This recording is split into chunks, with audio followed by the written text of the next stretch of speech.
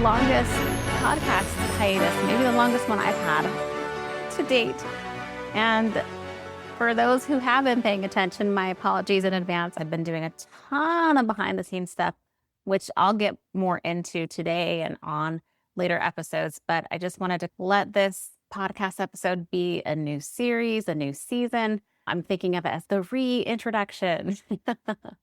And what actually brought me on here today is something I've just been seeing over and over and over again in my personal life, in my professional life, in communities that I live in, everywhere I go. And I decided, you know what? I know that I've talked about this stuff before, but I feel like it's time to do another betrayal series. Okay. We're going to talk about betrayal. I know it doesn't sound that fun for a lot of people, but it's such a real thing that people are going through. And we need to talk about the real things. I think one of my gifts of the human, some might call it a curse, but for me, one of my gifts is being willing to talk about those taboo subjects, the taboo subject matter that a lot of people don't want to talk about. Now, all right. So for those who don't know me super well, or for those who haven't been following me for a while, my name is Lindsay. I grew up with a very check the box lifestyle. I grew up in a high demand religion in the Mormon Church of Jesus Christ of Latter-day Saints.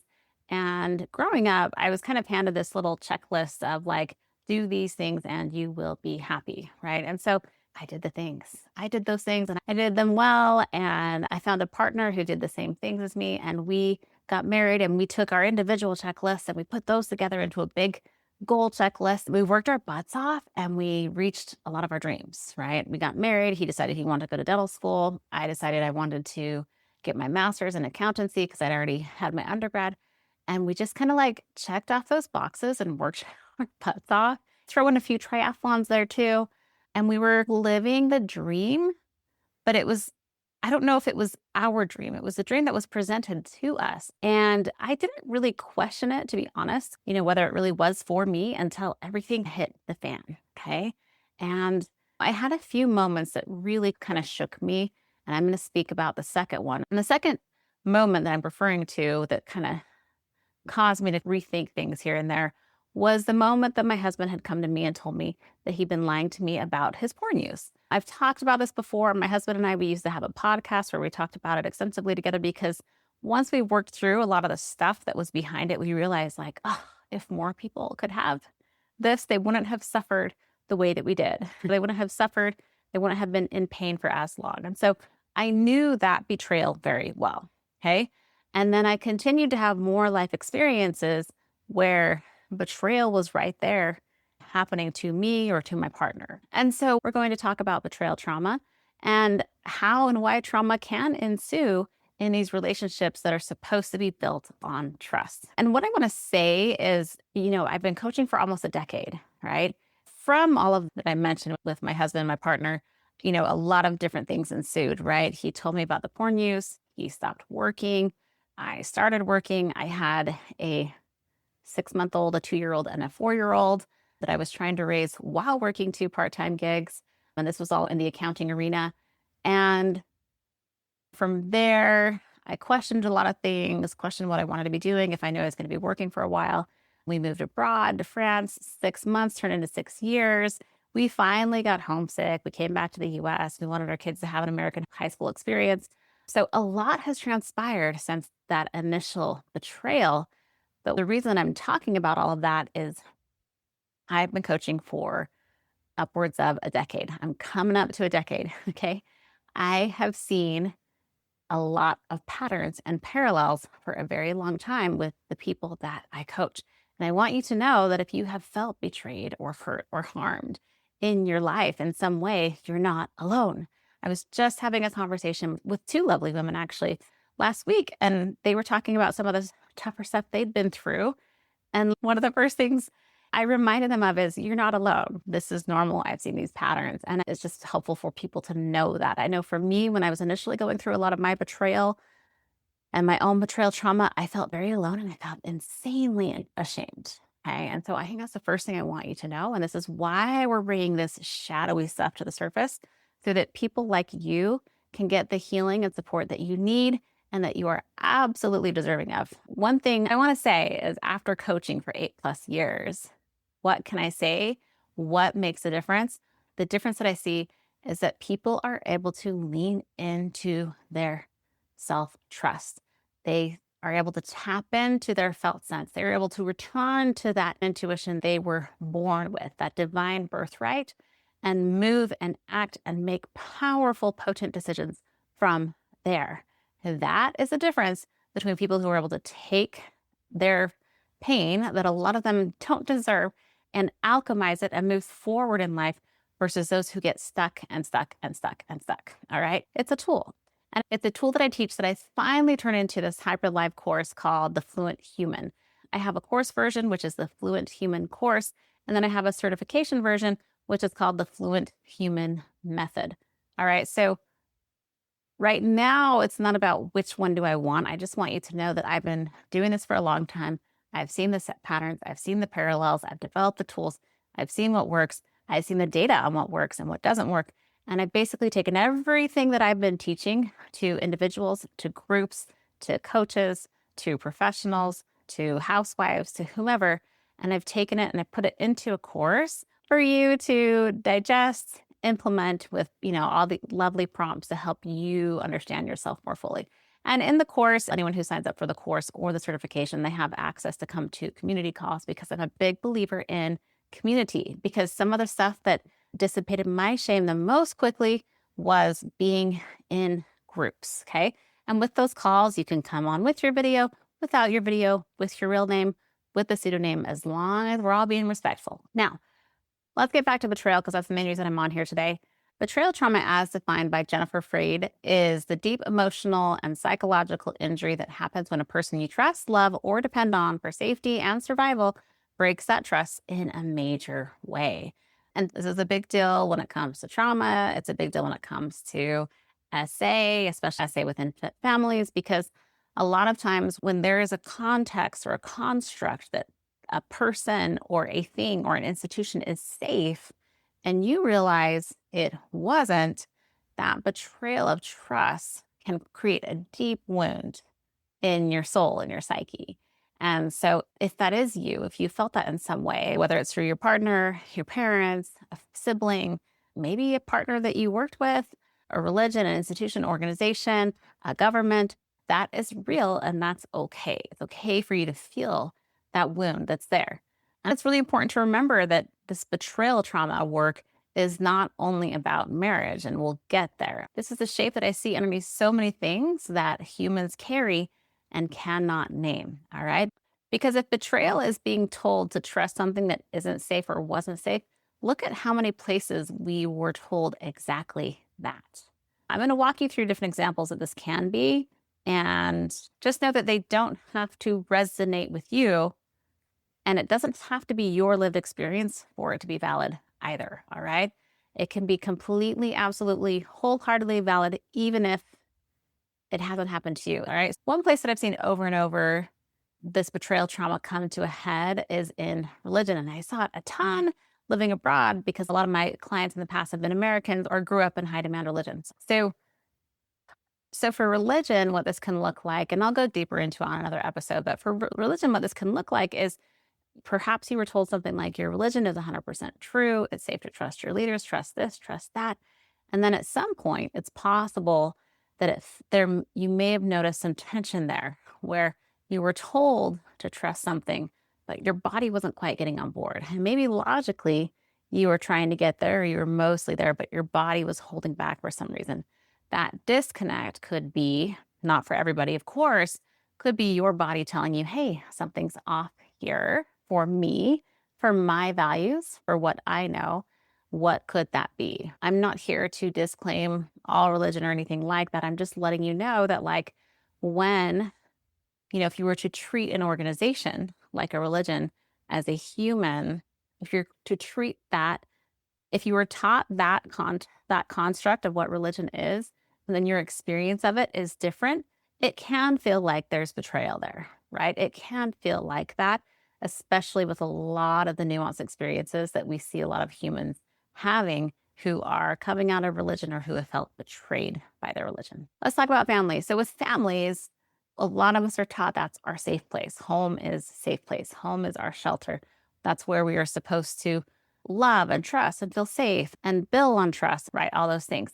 A lot of families can run on love and silence at the same time.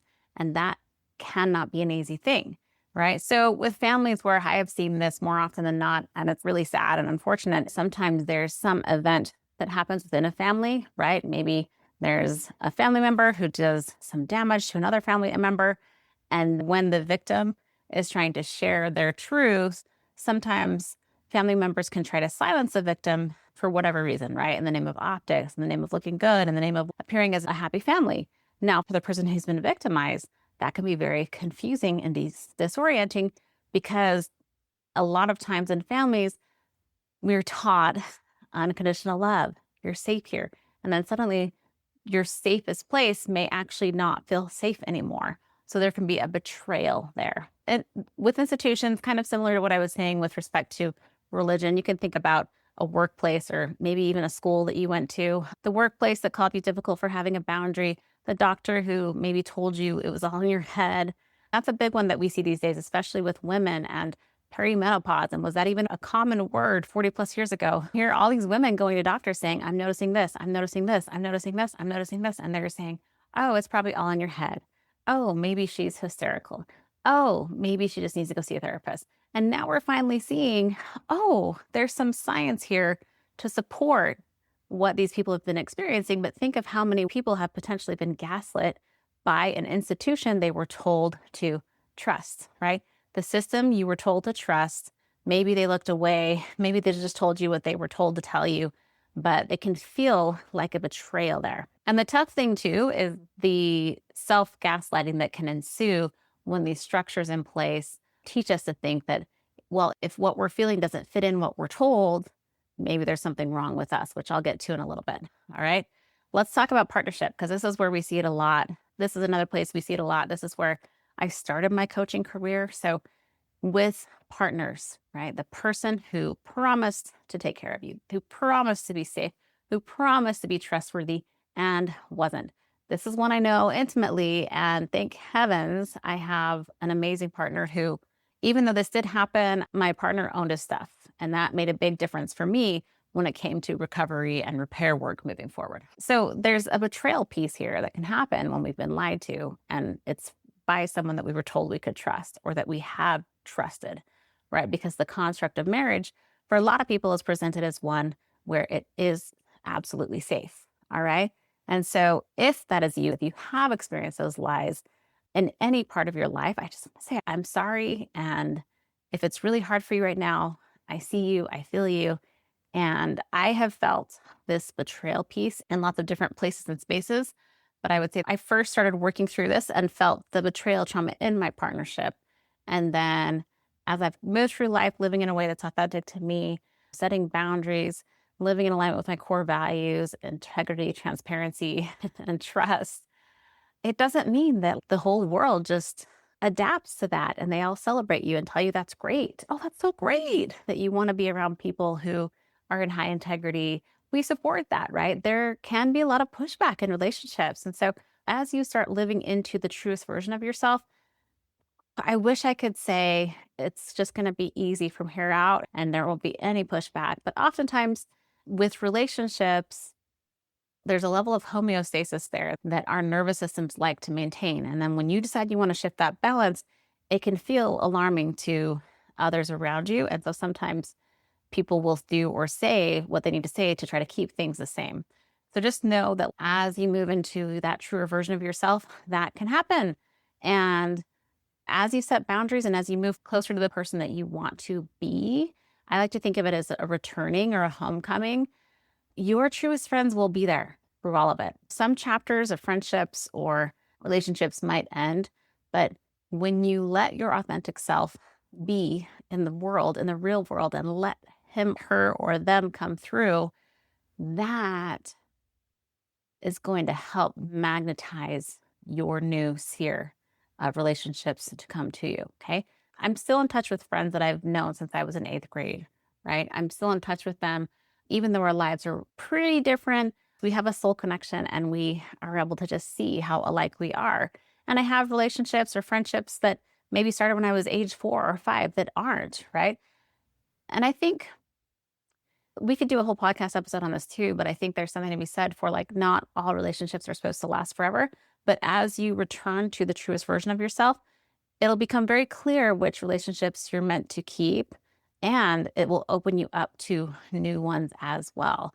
Doesn't mean there won't be any grief there, but if you're feeling hungry to be seen or witnessed or to feel supported by the right people, this is going to help that happen. Okay.